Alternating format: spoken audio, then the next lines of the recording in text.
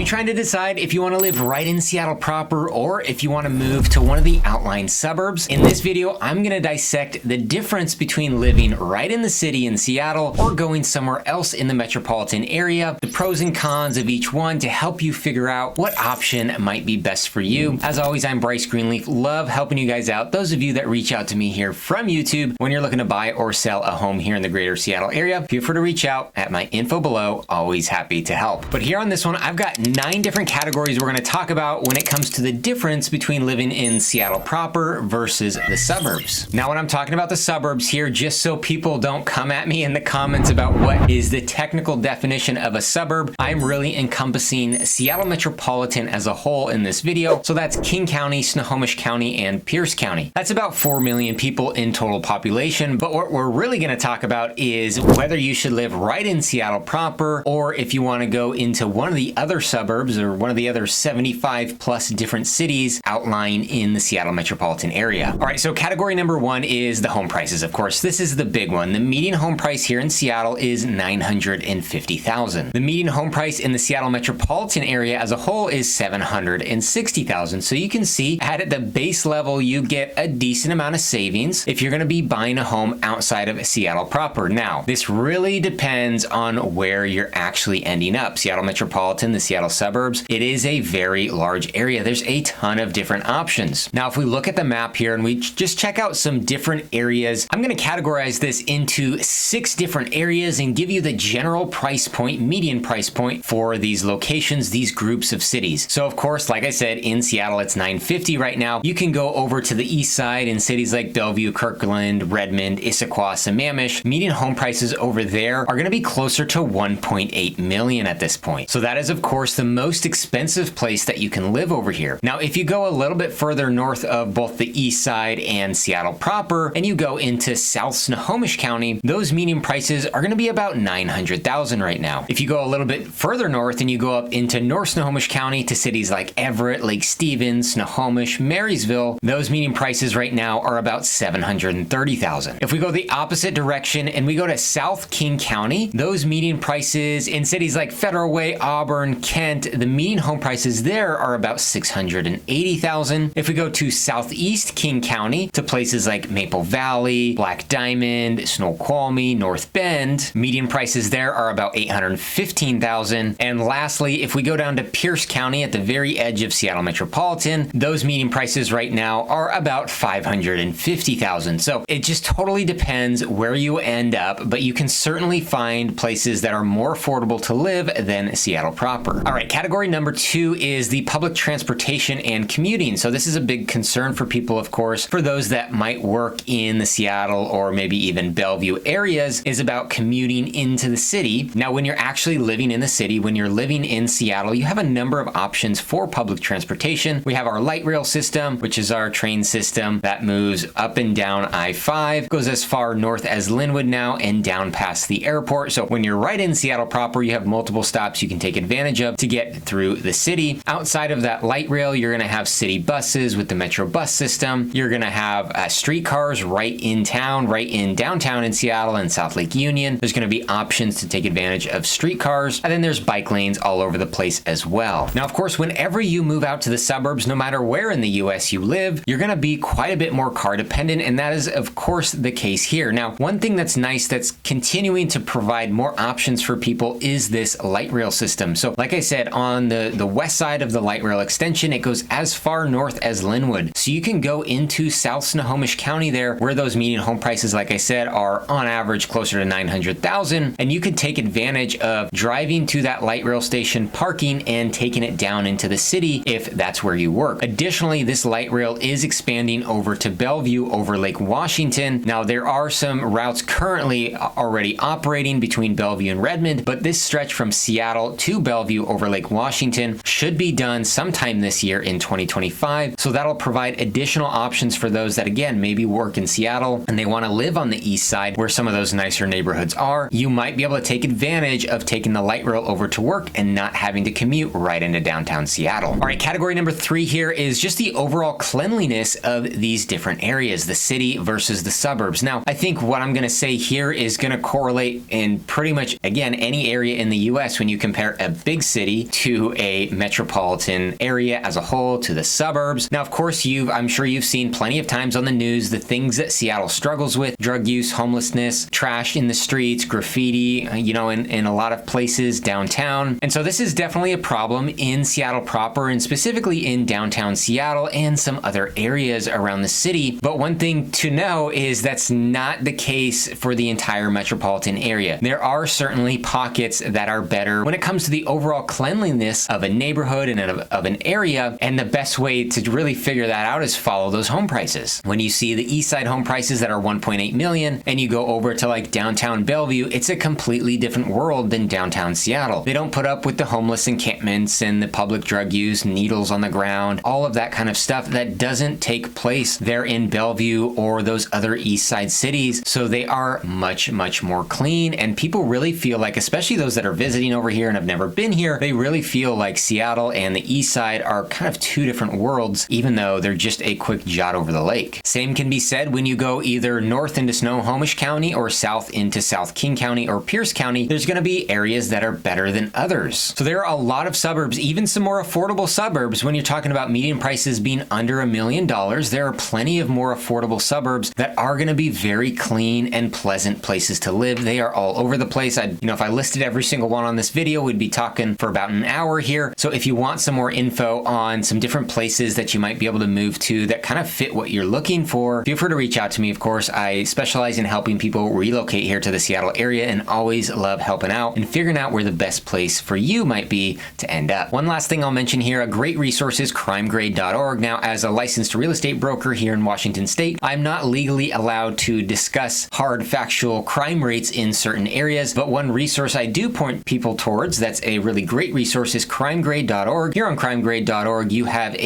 interactive map. You can plug in a certain zip code. You can just open up the map for the entire Seattle metropolitan area. You can zoom in, zoom out, look at specific neighborhoods. You can see the shading. The darker red means they've got more crime reported, and the darker green shades mean far less crime reported. And so you can really use this tool. You can sort from violent crime to property crime. So this is a good resource for you to be able to do your research and figure out some areas that might attract you and might kind of fit again with what you're looking for. All right, category number 4 here is the overall architecture and real estate available here in the city versus the suburbs, older versus newer construction. So if you're somebody that's focused on buying a single family home, let's just talk about single family homes first. You want a truly detached single family home. And if you're somebody that is dead set on brand new construction and you're in the, $800 to $1.5 million price point, and you're just, like I said, dead set on new construction, there are going to be very, very few options in Seattle proper that are going to fit for you for a couple of reasons. One, Seattle proper, there's no more land available, right? There's not new developments going up and whatnot. The only really new construction that you're going to see a lot of in Seattle are these townhome communities where they took a larger lot that had an older home, demolished the home, and built 6 townhomes on that lot. So that is very, very common through Seattle. But if you're not looking for a townhome and you're solely focused on new construction, you're going to have a hard time finding something in Seattle unless you're looking at some one-off, kind of more luxury custom builds and you have a higher price point. You can certainly find some options like that. But otherwise, that new construction is going to drag you into the suburbs. And again, depending on that price point, depends how far out into the suburbs you're going to have to go. In general, when you're in the center of Seattle metropolitan, there's not massive sprawling master plan communities here like you're going to find in other states, like in the southern point of the US, Dallas, Orlando, or Texas, Orlando, a lot of these other states that have, Texas or Florida, a lot of these other states that have sprawling massive new communities everywhere. It's really not the case here. When you're in the middle of Seattle metropolitan, you're going to have some smaller communities that pop up whenever a builder can find some buildable land. That might be 5 homes, that might be 20 homes. And so there's some of them, they're pretty few and far between, not a ton of options. As you get to the further,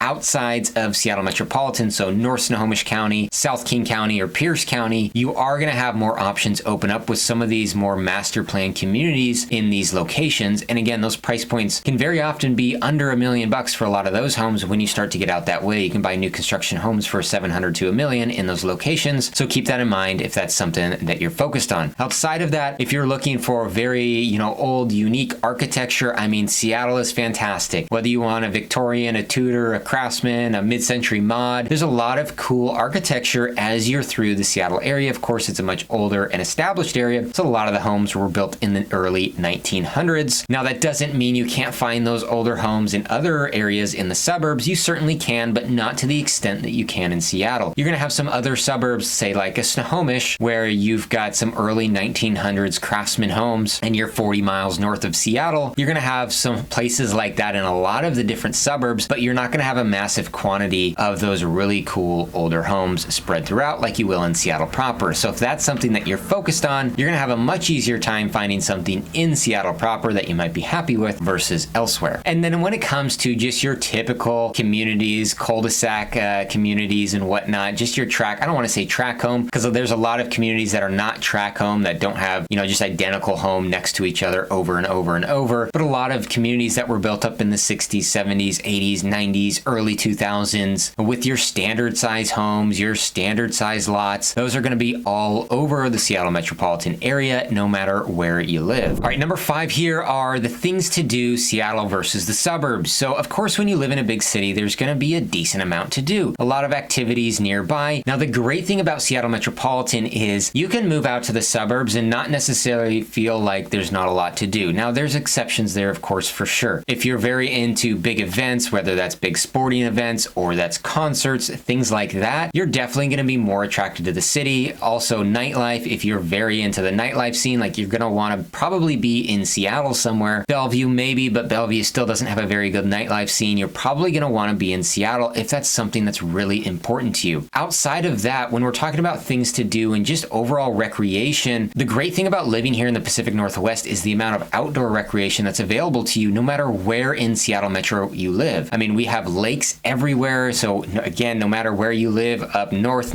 Snohomish County, down south Pierce County, or anywhere in between, you're going to have a lake that's pretty close by that you'll be able to travel to enjoy a day on the lake, let the kids go swimming, take out a boat, a kayak, a paddleboard, whatever the case is. You're going to have access to a lake no matter where you live that's relatively close by. Same can be said for the Puget Sound. We're right here on the Puget Sound, spans all the way up and down. And so no matter where you are, you'll be able to get over to the Puget Sound. Again, if you go further east, closer to the mountains, it's going to be a longer drive for you to do that. But you do have access to the Puget Sound, pretty easy access from no matter where you are. So great outdoor recreation when it comes to that as well. And then on top of that, just the amount of hiking and mountain biking type opportunities around here. There are trails all over the place. We have soaring evergreen trees everywhere. Our area stays very green year round, and a lot of people will take advantage of the outdoor recreation 12 months out of the year. And so again, you can be somewhere in the Seattle metropolitan area outside of the city, and you're going to have really quick access to be able to get to spots where you can go hiking or something like that. And so there's just so much to do when it comes to recreation around here. Now, one thing I will say in terms of like restaurants, I wasn't initially going to talk about this, but I think this is good to throw in, is if you're very conscious of you want to live in an area with great restaurants. Again, I'm going to say I think this is probably the case with most areas when you have a big city surrounded by a large metropolitan area. The closer you are to Seattle and or Bellevue, the more restaurants you're going to have. As you start to stretch further and further out, that restaurant scene is going to get poorer and poorer and poorer. Now, an area as an example, when you get to the further north side of Snohomish County in an area called Marysville, where there's a lot of these new construction homes going in, and I've had a lot of buyers look into this area, I'd say the restaurant scene is pretty pathetic up there. I mean, you're about 45 miles from Seattle. There's certainly places to eat, but those local, just amazing places that you think about at night constantly, like there's very few. And so a lot of times you're going to make more of a drive if you're doing a date night or something and you're living in the suburbs and you want a really nice restaurant. So that is one thing that I'll mention, that of course being in the city has a massive pull over being in the suburbs, is the amount of great restaurants. Number 6 here is just the amount of space and more peace of mind, I guess I would say, that you can get by living in the Seattle suburbs. Now, of course, when you live in the city, this is no surprise or shock to anybody. It's much faster paced. It's much busier. It's much louder. There's a lot more going on. You're dealing with traffic even when you just go down the road to the grocery store. Like, living in the city is its own thing on its own, right? It's very busy. When you go out to the suburbs, oftentimes people are looking for more peace and quiet and more space. Now, again, like I said, you can live in a typical subdivision where you have neighbors close by and you're very friendly with them and there's a lot of people near you, but it's not the hustle and bustle of the city. Or you can go out in the metropolitan area, and we have a lot of what I like to call semi-rural properties where you have homes that are on half an acre, 5 acres, 10 acres. If you really definitely want some more space and privacy for yourself. And you can even find these homes that are commutable to some of the high-paying jobs in Seattle or Bellevue. And so just keep that in mind. If you're somebody that's looking for some more space, you don't want to be right in the middle of everything in the hustle and bustle, you're okay being a little bit further out, there's going to be a lot of options for you to have a semi-rural property, or if, again, like you want typical suburbia all over the place, and gives you a little bit more, I'd say, peace and quiet than living in the city. Number 7 are the schools. I know a lot of people are considering schools when they move to this area, and really it's a big factor in their decision-making process. Now, what I will say is it just depends where you are. I mean, you can be in Seattle proper in the school district, go on greatschools.org, look at all the ratings. Again, it depends where in Seattle proper you are. It's a large area, so some schools are going to be way better than others. You could have some schools that might have a 4 out of 10 in the high school rating and another one that has a 10 out of 10. So it depends where in Seattle proper you are, and same thing for the suburbs. You can be on the east side where you look at the rating sites, you'll see that the highest rated school districts in Washington State are there on the east side, whether you're in Mercer Island or Bellevue, Kirkland, Sammamish, Issaquah, Redmond, all those areas have some of the top rated school districts in the state. And then you continue to go outside further north or further south, you're going to have some school districts that are really well rated and really attract people to them. And you're going to have some that are not so much and they don't have great ratings online. And a lot of people have decided, hey, I'm not going to move to that area because of that school district. So there's not really a pull either way personally on Seattle versus suburbs when it comes to school districts, because it's super hyper local to exactly where you're going to end up. You can get a good school district in a lot of different areas. Point number 8 is the job market here in Seattle versus the suburbs. So of course, when you're in Seattle, you're going to have some of the highest paying jobs, and I'm going to lump Bellevue in with this as well. This is the east side, so Bellevue and Redmond. So Bellevue and Redmond actually might have a higher percentage of the highest paying jobs now. A lot of the companies have moved from Seattle over to the east side in Bellevue for a lot of the reasons I've mentioned previously in this video. So a lot of your jobs are going to be centralized here in Seattle metropolitan, whether that's Seattle or that's Bellevue. Now Bellevue, of course, has Microsoft, they have Amazon offices, TikTok, Meta, Google, everybody's over there. Seattle, of course, has Amazon headquarters and a bunch of other opportunities as well. So the highest paying jobs are going to be either in Seattle or Bellevue. And so that opens up the question of going back to commute times and traffic and public transportation. If you're somebody that's saying, hey, I have one of these jobs in these areas, but I don't want to live in the city, I want to be in the suburbs, you've really got to figure out what that upper limit is on what you're willing to drive on a daily basis and kind of reverse engineer that process and figure out, okay, I'm only willing to go 45 minutes each way every day. And so these are the suburbs outside of Seattle and Bellevue that could fit that criteria, and I would be okay living in and driving to work from. And so again, that's something I help out with very often. Most of my clients, a lot of my clients that come over here do have a lot of these high paying jobs in Seattle or Bellevue, and they're trying to figure out where that area they're willing to move is that is still within the realm of possibility to drive to and from every day, or 2 or 3 days a week if they're hybrid. So if that sounds like you and that's something you're trying to figure out, again, feel free to reach out to me. Always happy to guide you through that process and try to figure out some options that might work for you. All right, the last one I'm going to talk about here, point number 9, is the overall community feel and the Seattle freeze. So you've probably heard a term called the Seattle freeze, and this is a term that means the people in Seattle basically are just not very friendly, that it's hard to make friends, it's hard to socialize as a newcomer to this area. And of course, that can certainly be the case when you're in Seattle proper. I've heard that many times from people. I've